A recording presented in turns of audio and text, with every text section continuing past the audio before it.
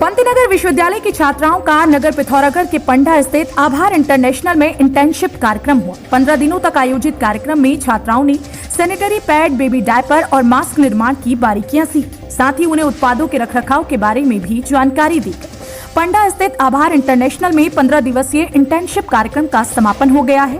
Pantnagar BSc कृषि की अंतिम वर्ष की छात्रा अवंतिका चंद, पल्लवी भंडारी, अंजलि कन्याल, आकांक्षा तोमर, कृतिका पंत और मनीषा को संस्थान के मनोहर सिंह मनोला व प्लांट हेड संतोष बिष्ट ने प्रमाण पत्र देकर सम्मानित किया।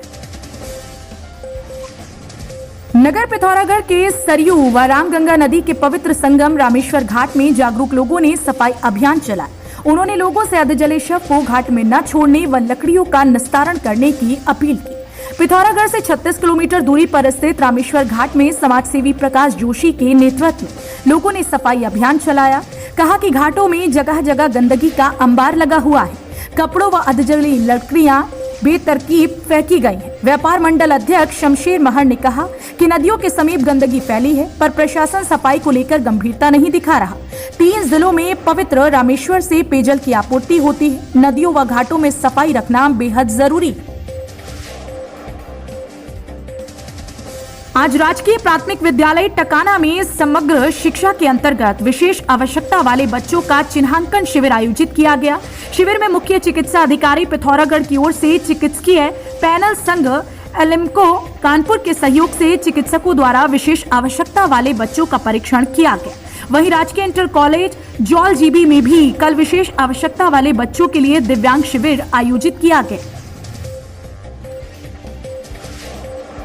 तहसील मुंशियारी के समकोट में विधायक निधि से लगे पहले मोबाइल टावर को अभी तक बिजली का संयोजन नहीं मिला है। बिजली संयोजन के अभाव में टावर के कार्य नहीं करने से डिजिटल युग में समकोट सहित लगभग 10,000 की आबादी अभी भी संचार सेवा से वंचित है। मुंशियारी तहसील का समकोट से लेकर कोटा 15 पाला तक का क्षेत्र संचार सुविधा से वंचित है। यहाँ के गैस उपभोक्ताओं को गैस सिलेंडर की बुकिंग के लिए 15 किलोमीटर दूर बांसबगड़ या फिर 25 किलोमीटर दूर नाचनी आना पड़ता है।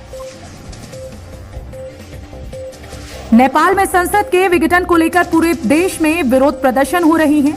नेपाल के सुदूर पश्चिमांचल के जिलों में भी नेपाल कांग्रेस ने केपी ओली के खिलाफ प्रदर्शन किया। जिले की सीमा से लगे बैतडी जिले के दोनों विधानसभा क्षेत्रों में नेपाल कांग्रेसी कार्यकर्ताओं ने रैली निकालकर प्रदर्शन किया।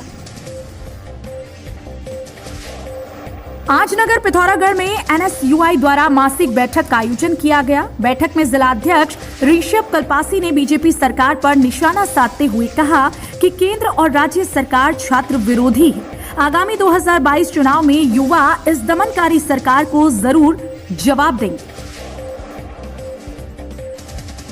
पिथौरागढ़ में अखिल भारतीय विद्यार्थी परिषद ने अयोध्या में श्री राम जन्मभूमि मंदिर निर्माण के लिए अभियान शुरू किया। एबीवीपी के जिला संयोजक पंकज वाल्मीकि के नेतृत्व में दीवार लेखन का कार्य किया गया। कहा, राम मंदिर निर्माण होना पूरे भारतवर्ष के लिए हर्ष का विषय है। इसके लिए सभी ने अपना सहयोग देना चाहिए। उत्तराखंड राज्य में भी कोरोना टीकाकरण अभियान का आगाज 16 जनवरी से होगा। पहले दिन राज्य के 43 केंद्रों पर टीकाकरण शुरू किया जाएगा। स्वास्थ्य विभाग के अधिकारियों ने बताया कि सरकार ने राज्य में 400 के करीब बूथ बनाए हैं और 3 दिन के भीतर सभी स्वास्थ्य कर्मियों का टीकाकरण पूरा करने का लक्ष्य रखा गया है। राज्य सरकार टीकाकरण अभियान के लिए पूरी तरह से तैयार है। उन्होंने कहा कि पूरे राज्य में 400 के करीब टीकाकरण केंद्र बनाए जा चुके हैं।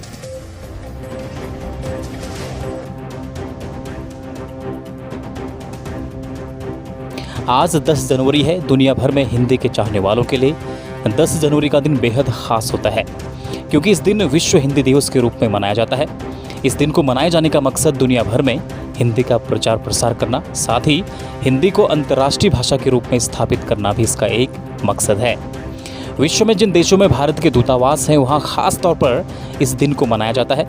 इतना ही नहीं, देश भर के सभी सरकारी कार्यालयों और विश्वविद्यालयों में आज के दिन विशेष कार्यक्रमों का आयोजन भी किया जाता है। विश्व हिंदी दिवस के इतिहास की बात की जाए तो साल 2006 में तत्कालीन प्रधानमंत्री मनमोहन सिंह ने 10 जनवरी को विश्व हिंदी दिवस के तौर पर मनाए जाने की घोषणा की थी। तभी से इस दिन विश्व हिंदी दिवस के रूप में मनाया जाने लगा। वर्तमान समय में प्रधानमंत्री नरेंद्र मोदी भी विश्व पटल पर हिंदी भाषा में भाषण देते हैं। इससे पहले दिवंगत प्रधानमंत्री अटल बिहारी वाजपेयी ने संयुक्त राष्ट्र संघ में हिंदी में भाषण दिया था। आइए जानते हैं विश्व हिंदी दिवस से जुड़ी 10 अहम बातें। विश्व हिंदी दिवस से जुड़ी 10 अहम बातें। दुनिया भर में हिंदी के प्रचार प्रसार के लिए पहला विश्व हिंदी सम्मेलन 10 जनवरी 1975 को महाराष्ट्र के नागपुर में आयोजित किया गया था। इस सम्मेलन में 30 देशों के 122 प्रतिनिधि शामिल हुए थे।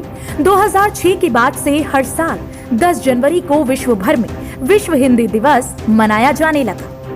पूर्व प्रधानमंत्री डॉक्टर मनमोहन सिंह ने 10 जनवरी 2006 को हर साल विश्व हिंदी दिवस के रूप में मनाए जाने की घोषणा की थी।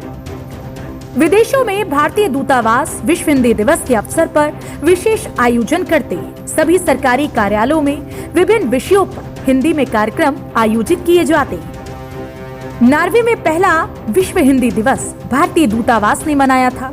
इसके बाद दूसरा और तीसरा हिंदी दिवस भारतीय नॉर्वे सूचना एवं सांस्कृतिक फोरम के तत्वाधान में लेखक सुरेश चंद्र शुक्ल की अध्यक्षता में बहुत ही धूमधाम से मनाया गया था।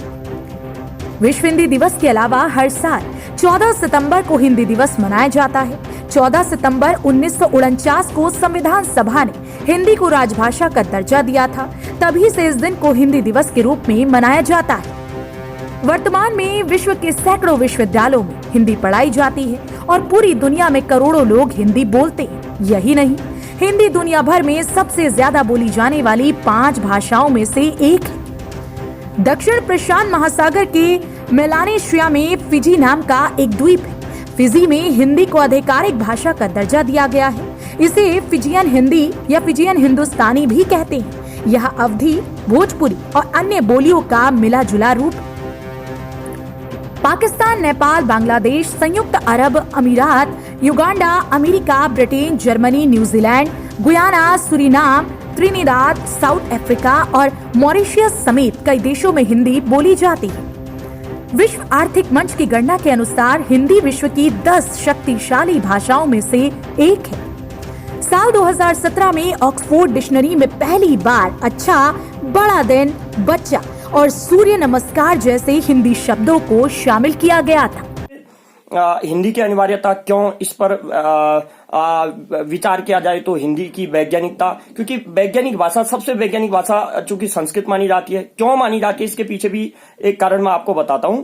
क्या कि जिस भाषा में जितनी ज्यादा शब्द संपदा होगी, शब्द शक्ति होगी, वह भाषा उतनी ज्यादा वैज्ञानिक मानी जाएगी। जितनी ज्यादा शब्द शक्ति होगी, जितने ज्यादा शब्द होंगे, क्योंकि हिंदी में एक ही चीज के लिए अनेक शब्द मिल जाएंगे आपके। एक ही चीज के लिए एक अर्थ में कई शब्द मिल जाएंगे। तो जिस भाषा में ज्यादा शब्द शक्ति है वो ज्यादा वैज्ञानिक है। इस दृष्टि से दुनिया भर में देखा जाए तो संस्कृत के बाद हिंदी का बहुत बड़ा योगदान है, बहुत बड़ी महत्ता है। तो हिंदी की वैज्ञानिकता अपने आप में सिद्ध करने की आवश्यकता नहीं है। यद्यपि हिंदी को दुनिया भर में पहुंचाने की आवश्यकता है। अपने देश में सर्व स्वीकार्यता अपने देश में हिंदी की हो, ऐसा प्रयास की आवश्यकता है। ऐसा प्रयास यद्यपि निरंतर हर सरकारों में जारी रहे, अभी भी जारी हैं। सरकारों के इतर मनुष्य समाज को, मानव समाज को, हमारे समाज को यह समझने की आवश्यकता है इस संबंध में कि देश एक भाषा जिससे कि उसकी पहचान हो। क्योंकि अन्य देशों में आप देखते हैं, जापान में जापानीज, या आप स्पेन में स्पेनिश, या अन्य देशों में कई, फ्रांस में फ्रांसीसी, या चीन में मंदारिन।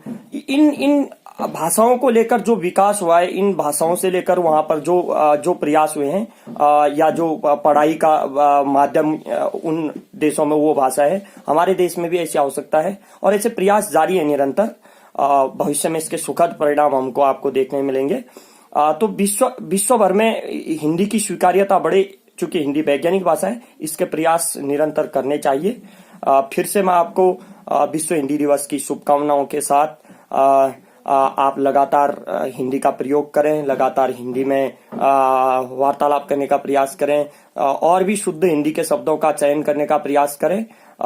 इन्हीं शुभकामनाओं के साथ धन्यवाद। खबरों में बने रहने के लिए न्यूज़ पीटीएस टीवी को सब्सक्राइब करें और बेल आइकन दबाएं, और साथ ही फेसबुक पर न्यूज़ पीटीएस टीवी पेज को लाइक या फॉलो करें।